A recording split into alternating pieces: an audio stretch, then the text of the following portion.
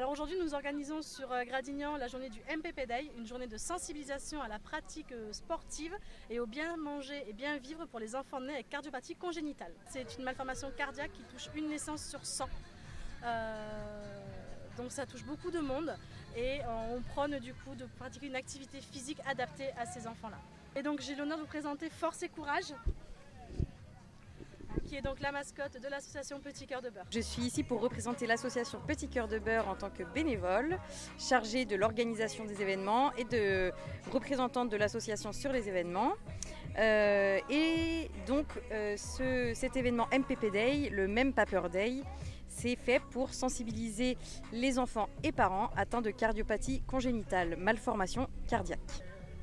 Bon, mais moi je suis venu parce que c'est ma belle-fille. M'a invité et c'est pour très bonne cause, voilà. Ouais, c'est pour passer un bon moment avec les jeunes, disons. Bah, c'est des grands cœurs en fait, voilà. Et nous, moi je fais toujours le plaisir avec des jeunes, ouais. Et vous? Oui, ça c'est pour de bonnes causes. Et, en fait, nous deux, on est sportifs pour toute ma vie. Moi, je joue au basket et moi, je sais c'est très important de faire des exercices et pour manger bien et pour la santé, quoi.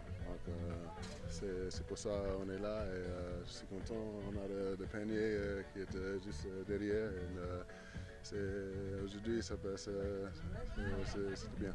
Je suis dentiste et je suis là pour montrer aux petits patients comment bien se brosser les dents, parce qu'à partir du moment où on a un problème au cœur, c'est encore plus important de prendre soin de ses dents pour éviter en fait l'endocardite infectieuse. Je suis marraine d'un projet Dental Link qui est avec un laboratoire de prothèses, l'association Petit Cœur de Beurre et du coup moi en tant que chirurgien dentiste pour justement faire prendre conscience de l'intérêt d'avoir une bonne hygiène bucco-dentaire quand on a une cardiopathie congénitale.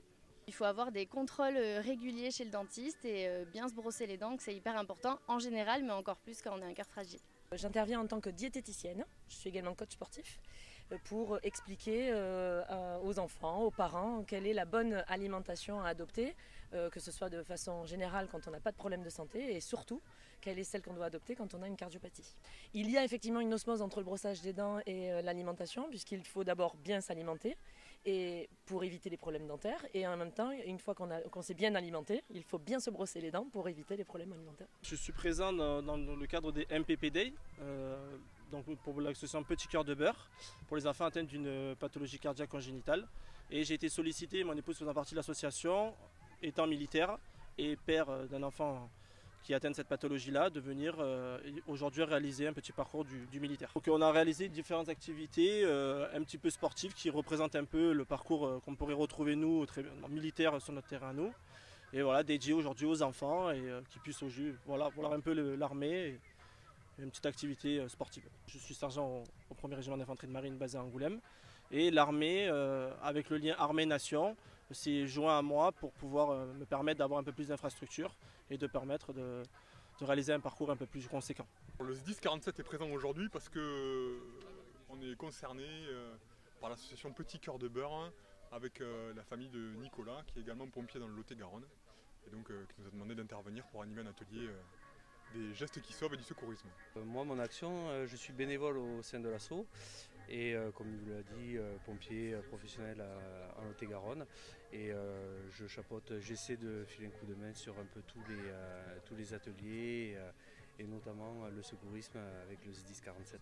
J'ai un enfant atteint de la maladie, elle est opérée de 3 cardiopathies à l'âge de 9 jours et aujourd'hui elle se porte très très bien.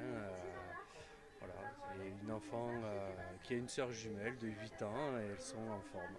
Ce que j'attends de cette journée, c'est une information, c'est surtout beaucoup de découvertes et prouver aux gens atteints de cardiopathie qu'ils peuvent faire des activités sportives, qu'ils peuvent prendre soin d'eux et apprendre plein de gestes et réagir face à des situations qui pourraient être complexes face à des personnes qu'ils peuvent rencontrer.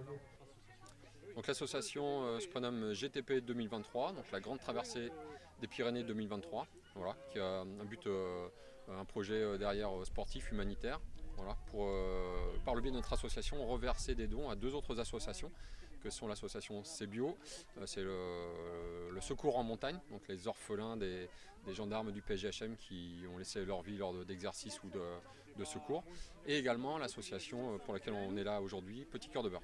Alors en termes de communication, on a créé une image autour du projet en valorisant un petit peu les deux associations pour lesquelles on court, et on va utiliser tout ce qui est moyens réseaux sociaux, contacts. On a même créé un compte sur Hello Asso pour permettre aux gens de faire un don en ligne. Voilà, puisque l'objectif est de cumuler un certain nombre de dons pour pouvoir, à l'issue de la traversée, reverser à ces 2 associations. On prend le total, on divise en 2, on donne une moitié-moitié à chacun. Au final, si on pouvait ne serait-ce que verser au moins 10 000 € à chaque association, ça serait déjà un grand bien. Voilà. Bien sûr, si on peut faire le double, on fera le double. L'objectif du projet, parce qu'on n'en a pas forcément parlé, mais effectivement voilà, c'est de traverser les Pyrénées d'est en ouest via le mythique tracé du GR10 qui représente à peu près 920 km. L'idée c'était de faire à peu près un marathon par jour, donc on a pris la distance qu'on a divisé par un marathon. Ça nous a donné à peu près 23 étapes. Voilà. Des étapes qui iront de 15 km pour la plus courte à environ 61 pour la plus longue.